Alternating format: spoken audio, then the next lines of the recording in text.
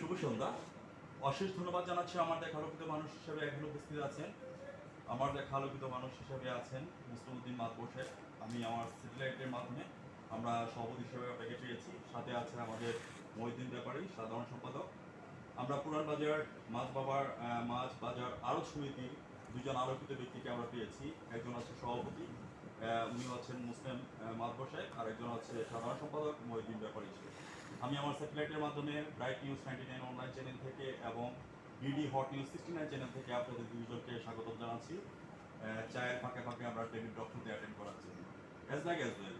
প্রথমে আমি জানতে চাচ্ছি মুসলিম মাতবর সাহেব, আপনি আমাদের পুরান বাজার অর্থাৎ বাজার মাছ বাজার আরো সমিতির একজন সভাপতি নির্বাচিত হওয়াতে আপনার অনুভূতিটা কেমন লাগছে সে কথাটা তুলে ধরবেন আমার চ্যানেল 69কে। আমি সাংবাদিক পড়া।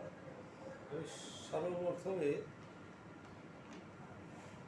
ফুরাদ ভাই, আপনাকে আমি আমাদের মাদার জেলাবাসীর পক্ষ থেকে বর্ষাদর সমিতির পক্ষ থেকে আপনাকে অভিনন্দন, ধন্যবাদ। আপনি ভালো প্রশ্ন করছেন যে আমার কেমন লাগছে সভাপতি হওয়ার জন্য। আমি 8বার সভাপতি, আজকে 24 বছর পর্যন্ত নির্বাচিত ভোটের মাধ্যমে। আমি যেহেতু আমাদের ব্যবসায়ীরা প্রতিবারই ভোটে নির্বাচিত করা হয়, এদের অবশ্যই আমি আনন্দিত। পাশাপাশি আমার দিন রাত নাই, যে কোনো ডাকলে আমি তাদের পাশে থাকি। তারপর আপনি নিজেই যেহেতু আমাকে মোবাইল বলছেন, আমি বলছি আসেন, কী দরকার আছে আমার সাথে কথা বলতে। ভিউয়ার্স, আমি আমার সেক্রেটারির মাধ্যমে মুসলিম ভাই আপনাকে আমি ধন্যবাদ জ্ঞাপন করছি একজন সভাপতি হিসাবে যে কথাটা তুলে ধরেছেন। মানুষ মানুষের জন্য, জীবন জীবনের জন্য একটু সহানুভূতি কি মানুষ পেতে পারে না ও বন্ধু, যিনি যার অনুভূতি কথা চায়ের ফাঁকে ফাঁকে টেবিল টক শোতে মুসলিম মাদবর সাহেব কথাটা তুলে ধরলেন। উনি 8বার নির্বাচিত প্রেসিডেন্ট হিসাবে উনি আছেন। উনি আছেন মানুষের হৃদয়ের মধ্যে আছেন। উনি আছেন যারা সদস্য আছেন তৃণমূল থেকে শুরু করে আপমন পর্যায়ে সমস্ত মানুষের হৃদয়ের মধ্যে উনি আছেন, যার কারণে উনি 8বার নির্বাচিত একজন সফল প্রেসিডেন্ট হিসাবে নির্বাচিত হয়েছে। আমি আমার স্যাটেলাইটের মাধ্যমে চ্যানেল 69 থেকে আপনাকে আমি স্বাগত জানাচ্ছি এবং স্যালুট জানাচ্ছি যে আপনি যে 8বার নির্বাচিত প্রেসিডেন্ট হিসাবে আপনাকে পেয়েছি। আমি আমার চ্যানেল থেকে বিডি হট নিউজ 69 থেকে আবারও আমি সাক্ষাৎকারের মাধ্যমে আপনাকে ধন্যবাদ জ্ঞাপন করছি। পরবর্তীতে আমি আপনার কাছ থেকে জানতে চাচ্ছি, উত্তর মেরু দক্ষিণ মেরু সব আছে আমাদের জানা, আমরা শুনেছি সেখানে রয়েছে জিন পরি দেবতারা। যখন মুসলিম ভাই একটি কথা মনে করা যায়, দাদার আমল এবং বাবার আমল সম্পর্কে কথাটা বলি। সেই আমলে যখন বাবার আমল বা দাদার আমলের কথা যখন উত্তর দিক দিয়ে যখন যাইতাম বা দক্ষিণ দিক দিয়ে যখন রওনা হইতাম, তখন দাদা এবং বাবারা একটা কথাই বলতো যে উত্তর দিকে যাও না, দক্ষিণ দিকে যাও না। কি জন্য? জিন পরি দেওয়া দানার আসর করবে, মানে ওইখানে গেলে জিনের আসর করবে। তো আমার প্রশ্নটা এখানে বলার উদ্দেশ্য হচ্ছে যে আমরা যদি উত্তর দিকে যদি যাই তাহলে আমরা দেখতে পাচ্ছি যমুনা সেতু। আমরা যদি দক্ষিণ দিকে যদি চলে আসি আমরা দেখতে পাচ্ছি স্বপ্নের পদ্মা সেতু। আমি আপনার কাছে জানতে চাচ্ছি, আমাদের বাঙালির জাতির পিতা বঙ্গবন্ধু শেখ মুজিবুর সুযোগ্য কন্যা মমতাময়ী মা জননেত্রী শেখ হাসিনা যখন পদ্মা সেতুর কাজ হাতে নিয়েছিলেন, বিশ্বব্যাংক থেকে একটি নিন্দাজনক কথা বলেছিলেন, হ্যাঁ, এবং কিছু সংখ্যক লোক তলাবিল ঝুড়ির সাথে তুলনা করেছিলেন।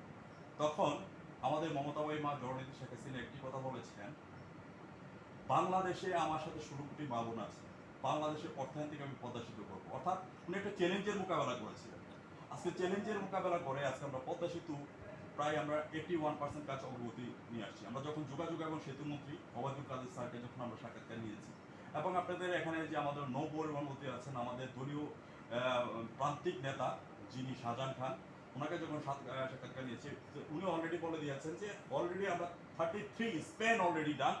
আমরা 5 কিলোমিটার আমরা দৃশ্যমান অবস্থা দেখতে পাচ্ছি। ওনার দৃঢ় বিশ্বাস এবং আমাদের দৃঢ় বিশ্বাস এটা 21 সাল নয়, আমরা আগামী 22 সালের মধ্যে আমরা পদ্মা সেতু দৃশ্যমান অবস্থা দেখতে পাবো।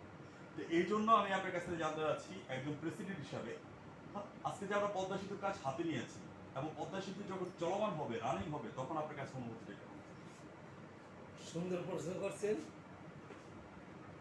আমি মনে করি আমাদের শুধু মাদারীপুর জেলাই না, দক্ষিণবঙ্গের পদ্মা সেতু মানে আমাদের স্বপ্নের সেতু। আমাদের সর্বপ্রথম শেখ হাসিনা প্রধানমন্ত্রী, ওনাকে আমরা মাদকবাসীর পক্ষ থেকে, দক্ষিণবঙ্গের পক্ষ থেকে প্রাণ ঢালা অভিনন্দন জানাই যে ওনার মাধ্যমে সম্ভব হয়েছে পদ্মা সেতু, নাহলে অন্য কোনো নেতার মাধ্যমে এটা সম্ভব হইত না। আমি আল্লাহর কাছে দোয়া করি শেখ হাসিনা জানি আরও দীর্ঘ হায়াত পাও, জানি আমাদের দেশে ভালো কাজ করতে পারে। পাশাপাশি এই পদ্মা সেতু আমাদের আমাদের স্বপ্নের সেতু। আজকে ঢাকা যেতে আমাদের 5-6 ঘন্টা সময় লাগে, এই পদ্মা সেতু হয়ে গেলে আমাদের সময় লাগবে 2 থেকে 2.5 ঘন্টা। এটাই ভাবে দেখেন যে এটা আমাদের, আমরা আল্লাহর কাছে দোয়া করি জানি দোয়াকে এই পদ্মা সেতুতে আমরা এই মৃত্যুর এই তো আল্লাহ যেন আমাদের হায়াত দেয়, জানি পদ্মা সেতুর প্রতি আমরা যাতায়াত করতে পারি। পাশাপাশি বলবো আমরা এটা এই শুধু যাতায়াত না, অর্থনৈতিক চাঙ্গা হবে। কারণ বিরাট যেরকম কুয়াকাটা, ভোলা, খুলনা, সাতক্ষীরা, তো দক্ষিণবঙ্গ যেটা পায়রা বন্দর, এখান তো এই পদ্মা সেতুর জন্য অল্প সময়ের মাধ্যমে ঢাকা যে বসতে পারবে।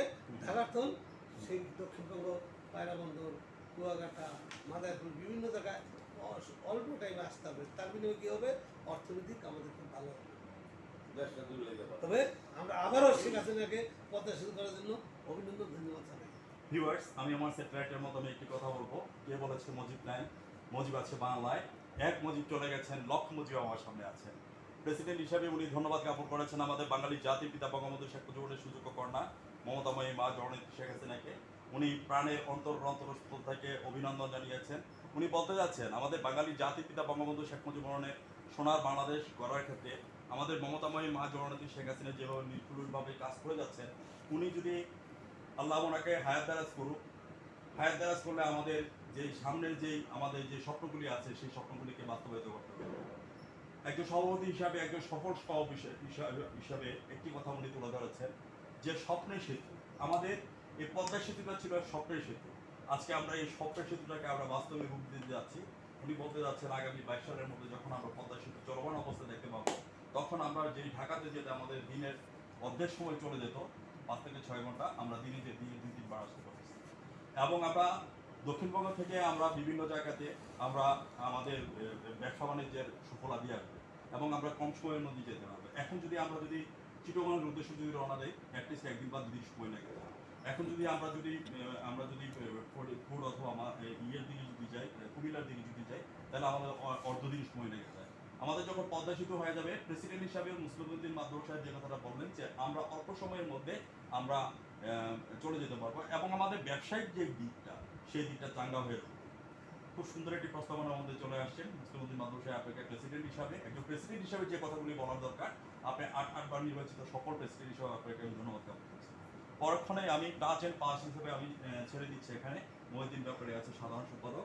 মহিউদ্দিন ভাই, আপনার কাছে আমার প্রশ্ন, আপনি সাধারণ সম্পাদক নির্বাচিত হয়েছেন। আপনি সাধারণ সম্পাদক হিসেবে নির্বাচিত হওয়াতে পুরানবাজার মাছ আড়ত সমিতির একজন সেক্রেটারি হিসেবে আপনি নির্বাচিত হওয়াতে আপনার অনুভূতিটা কেমন লাগছে সেটা আপনি আমার চ্যানেল 69কে তুলে ধরবেন। আমি সাংবাদিক পড়া। ধন্যবাদ।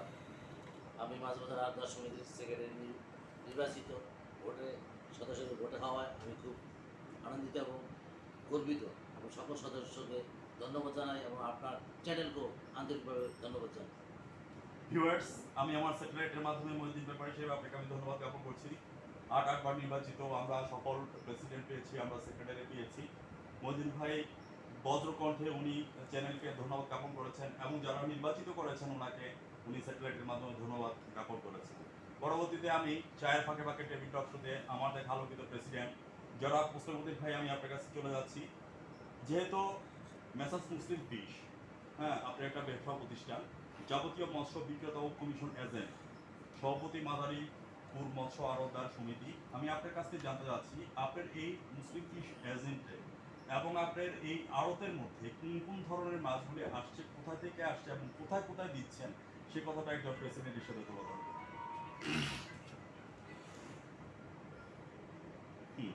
সম্মানিত মুসলিম ভাই, আমি আপনার কাছে জানতে চাচ্ছি যে আমরা কোন কোন ধরনের মাছগুলি আপনার আড়তের মধ্যে আসছে, আমরা বাজারের মধ্যে পাচ্ছি এবং কোন কোন জায়গা থেকে আসছে এবং কোথায় কোথায় দিচ্ছেন, সেই কথাগুলি আপনি একটু তুলে ধরবেন।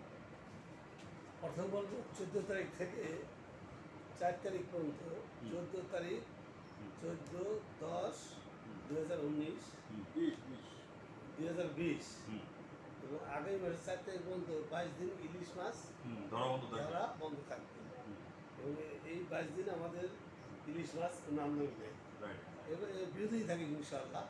এবং আমাদের বাজারে সরকারের আইনকে শেখ হাসিনার আইনকে এটা আমরা কোনোদিনই এই 22 দিনের ইলিশ মাছ আমদানি করিও না, কাউকে করতেও দিই না। করতে দেন, right?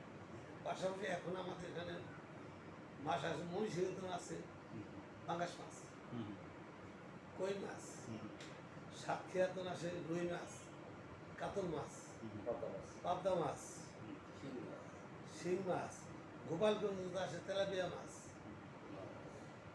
রুই মাছ, আরও বিভিন্ন ধরনের মাছ আমাদের এখানে আসে। এটা আমরা আড়তদার হিসেবে বিক্রি করি। এখান থেকে পাইকাররা নিয়ে মাদারীপুর জেলায় বিভিন্ন বা হাট বাজার নিয়ে বিক্রি করে। right. Viewers, মুসলিম মাদ্রাসার একজন সভাপতি হিসেবে উনি তুলে ধরলেন যে বিভিন্ন জেলা থেকে আমাদের এই বাজারের মধ্যে মাছগুলি নিয়ে আসেন এবং বিভিন্ন পাইকারি যারা আছেন এখান থেকে কিনে নিয়ে যায় বিভিন্ন জায়গাতে বিক্রি করে থাকেন।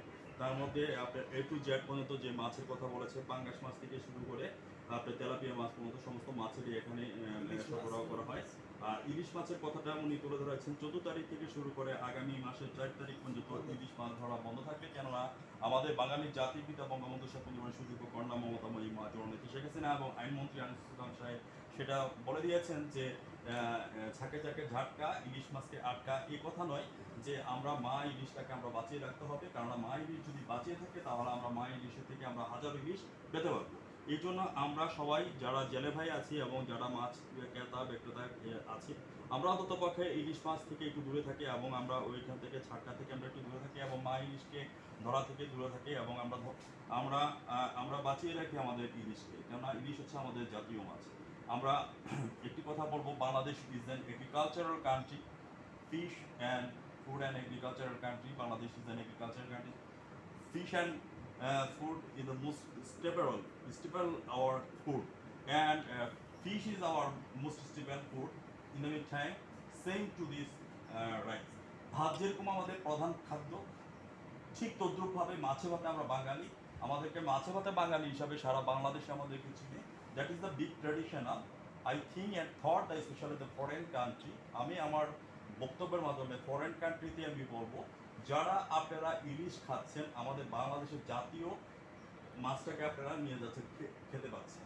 তো আমি আমার স্যাটেলাইটের মাধ্যমে ফরেনার যারা আছেন আপনাদেরকেও আমি সাধুবাদ জানাই যে অন্ততপক্ষে এই সীমিত সময়টায় আপনারা ইলিশ মাছ খাওয়াটা থেকে বিরত থাকেন এবং আমরা যথারীতি আপনাদের ওইখানের মধ্যে এক্সপোর্ট ইম্পোর্ট আমরা করবো, এটা আমাদের দৃঢ় বিশ্বাস। শুধু ইলিশ মাছ নয়, বাংলাদেশ থেকে যে সমস্ত পণ্যগুলি, যে খাবারগুলি যাচ্ছে এবং যে সমস্ত মাছগুলি যাচ্ছে, যেটা যথারীতি যাচ্ছে এবং যথারীতি যাবে, আমরা কিছু আমরা শিপে করে দিচ্ছি, কিছু আমরা জাহাজে করে দিচ্ছি, যেভাবে দিচ্ছি আমরা নিয়ে পৌঁছাচ্ছি। আরেকটা জিনিস আপনার কাছ থেকে জানতে আছে যে ফরেনার ডেলিগেটরের জন্য আমি আপনার কাছ থেকে শিম ফ্রিজ, যেটা আপনাকে বলা হয় যে গলদা চিংড়ি, সেই গলদা চিংড়ি মাছের সম্পর্কে আপনার একটু দুই একটা কথা আপনার বলে দেবেন। প্রথমে বলবো, চিংড়ি মাছটা সাধারণত খুলনা জেলা, হুম বাগেরহাট জেলা, হুম সাতক্ষীরা জেলা, গোপালগঞ্জ জেলা, এই জেলায় চিংড়ি মাছটা আমদানি বেশি হয়, চাষ হয়। রাইট। ওইখান তো নেই, ওইখানে চিংড়ি মাছ মাছ থেকে ইম্পোর্ট হয়। ইম্পোর্ট হয়, ওইখান তো নেই। আমাদের এখানে যেহেতু হুম। মাদারপুর জেলায় হুম। এই চিংড়ি মাছের প্রতিষ্ঠান নাই। প্রতিষ্ঠান নাই, হুম। অতএব এখানে ঘেরও করে না। হুম। আপনি এই চিংড়ি মাছটা বাগেরহাট জেলা, খুলনা জেলা, সাতক্ষীরা জেলা, ওইখান তো নেই, হুম। ওখানে মিল আছে, কোলেস্ট্রল আছে, রাখার আছে, ওইখান তো নেই, ইম্পোর্ট হয়ে বিদেশে যায়। ভিউয়ার্স, আমার স্যাটেলাইটের মাধ্যমে মুসলিম মাদবর সাহেব একজন সভাপতি হিসেবে উনি তুলে ধরলেন যে শিম, যেটা হচ্ছে যে আপনার চিংড়ি মাছ, উনি বলতে আছেন যে এটা আমাদের খুলনা বিভাগ, অর্থাৎ খুলনা বিভাগ থেকে আমাদের এটাকে বিভিন্ন ধরনের প্রসেসিং হয়ে এটা আমরা ইম্পোর্ট করে থাকি এবং বিদেশে আমরা পাঠিয়ে থাকি এবং বৈদেশিক মুদ্রা অর্জন করে থাকি আমরা এই চিংড়ি মাছের মাধ্যমে। পরবর্তীতে আমি আপনার কাছ থেকে জানতে চাচ্ছি যে আমাদের বাঙালির জাতির পিতা বঙ্গবন্ধু শেখ মুজিবুর রহমানের সোনার বাংলাদেশ গড়ার ক্ষেত্রে ওনার কিন্তু আজকে 100তম জন্মবার্ষিকী যাচ্ছে, মুজিব বর্ষ যাচ্ছে। সেই মুজিব বর্ষকে সামনে রেখে আমাদের বাঙালির জাতির পিতার বঙ্গবন্ধু শেখ মুজিবুর সোনার বাংলাদেশ গড়ার ক্ষেত্রে আমাদের মমতাময়ী মা জননেত্রী শেখ হাসিনা নিষ্ঠুরভাবে কাজ করে যাচ্ছেন। তো সেই সুবাদে একজন বঙ্গবন্ধুর একজন আদর্শ সৈনিক হিসাবে বা একজন প্রেসিডেন্ট হিসাবে আমি আপনার কাছে জানতে চাচ্ছি বঙ্গবন্ধুর আদর্শ সম্পর্কে দুই একটি কথা এবং আমাদের মমতাময়ী মা জননেত্রী শেখ হাসিনা যেভাবে দেশকে উন্নয়নের শিখরে নিয়ে যাচ্ছে সে সম্পর্কে আপনি মতামতটা তুলে ধরবেন। সম্মানিত মুসলিম ভাই, আমাদের মাদবর সাহেব, আমাদের সভাপতি এবং বাজার সমিতির আরোদ্দারের সভাপতি। আমি প্রথমে বলবো যে আমাদের বঙ্গবন্ধু শেখ মুজিবুর রহমান উনি যদি জন্ম না হইতো এই বাংলাদেশ কোনো স্বাধীন হইতো না। আমরা বাঙালির কোনো পরিচয় থাকতো না। আবার বলবো উনি যদি জন্মগ্রহণ আল্লাহ পাক না করতো এই বাংলাদেশ স্বাধীন হইতো না, আর বাংলাদেশ বললে কোনো শব্দ থাকতো না। তাই উনি আমাদের জাতির পিতা। আমি আল্লাহ তার কাছে বলবো উনি যেন আল্লাহ পাক ওনার নিশ্চিত করে। আর উনি যে বাস্তব উনি তার রূপরেখা করছে, আমি তার সুযোগ কন্যা শেখ হাসিনা প্রধানমন্ত্রী, আমি তাকে অনুরোধ করবো, আবেদন করবো জানি ওনার আব্বা যা রেখে দিয়ে গেছে রেখে দিয়েছে সেইগুলি যেন যে কোনো মূল্যে বাস্তব করে। ভিউয়ার্স, খুব সুন্দর একটি প্রস্তাবনার মধ্যে চলে আসলেন মুসলিম আব্দুল সাহেব, সভাপতি মাদারীপুর মৎস্য আড়তদার সমিতি থেকে উনি একটি কথা তুলে ধরলেন যে লাইক ফাদার লাইক সন, যেমন বাবা তেমন কন্যা লাইক ডটার। উনি বলতে আছেন আমাদের বাঙালি জাতির পিতা বঙ্গবন্ধু শেখ মুজিবুর সোনার বাংলাদেশ গড়ার ক্ষেত্রে আমাদের মমতাময়ী মা জননেত্রী শেখ হাসিনাকে উনি ধন্যবাদ জ্ঞাপন করছেন, এবং তার সাথে উনি শ্রদ্ধাঞ্জলি জানাচ্ছেন আমাদের বাঙালি জাতির পিতা বঙ্গবন্ধু শেখ মুজিবুর রহমানকে, ওনার রুহের মাগফিরাত কামনা করছেন উনি একজন প্রেসিডেন্ট হিসাবে। উনি বলতে যাচ্ছেন বাঙালি জাতির পিতার স্বপ্নকে বাস্তবায়িত করার জন্য ওনার যে অসমাপ্ত কাজগুলি আছে, আমাদের বাঙালি জাতির পিতা বঙ্গবন্ধু শেখ মুজিবুর সুযোগ্য কন্যা মমতাময়ী মা বর্তমান সরকার যেভাবে নিষ্ঠুরভাবে কাজ করে যাচ্ছেন, আল্লাহ ওনাকে হায়াত দারাজ করুক, হায়াতে তৈবা দান করুক, তাহলে আমরা বাঙালি জাতির পিতা সোনার বাংলাদেশকে আমরা বাস্তবায়িত করতে পারবো। এই জন্য ওনার অন্তঃস্থল থেকে উনি ধন্যবাদ জ্ঞাপন করেছেন আমাদের মমতাময়ী মা জননেত্রী শেখ হাসিনাকে। তার ধারাবাহিকতা রক্ষা করার জন্য আমি টেবিল টক শেষ প্রান্তের মধ্যে চলে আসছি। একটি কথা আমাকে বলতে হবে, এবারের সংগ্রাম মুক্তির সংগ্রাম, এবারের সংগ্রাম স্বাধীনতার সংগ্রাম। আমাদের বাঙালি জাতির পিতা বঙ্গবন্ধু শেখ মুজিবুর 7 মার্চের ভাষণ দিয়েছিল। সেই 7 মার্চের ভাষণের উপরে 41 বছর পর ইউনেস্কো কর্তৃক ওনাকে একটা পুরস্কার দিয়েছেন এই ভাষণের উপর। সেই ভাষণটাকে বলা হয় যে মেমোরি অফ দ্য ওয়ার্ল্ড নামে ওনাকে পুরস্কৃত করেছে।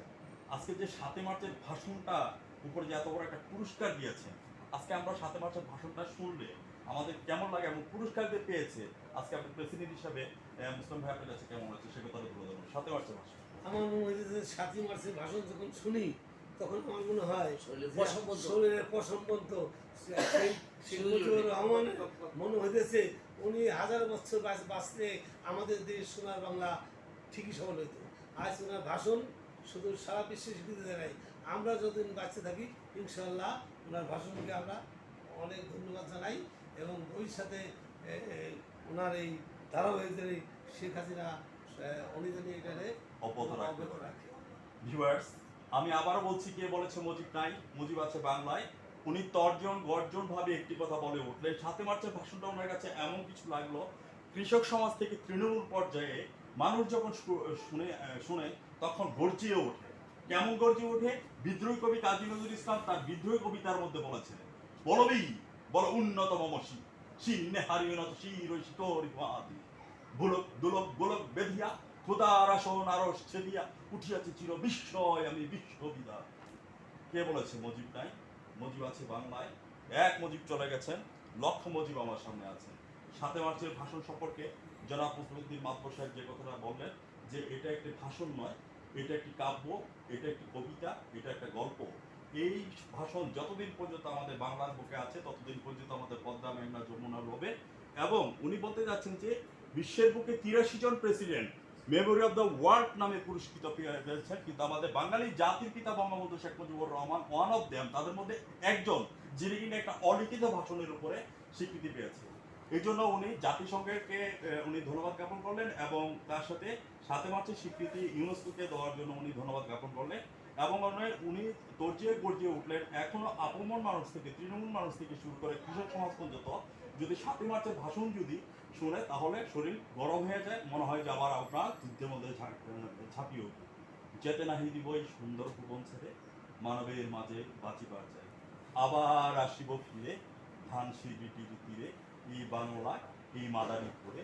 আমার দেখা আলোকিত কিংবদন্তি, একজন কিংবদন্তি বললে হবে না, একজন আলোকিত ব্যবসায়ী হিসাবে মুসলিম ভাই আপনাকে আমি সেলুট জানাচ্ছি আপনার সাক্ষাৎকারের মূল টপিকসগুলি তুলে ধরার জন্য। এখানে আমাদের মহিউদ্দিন ব্যাপারী হিসেবে আছেন সাধারণ সম্পাদক মহিউদ্দিন ভাই, আপনাকে ধন্যবাদ জ্ঞাপন করছি।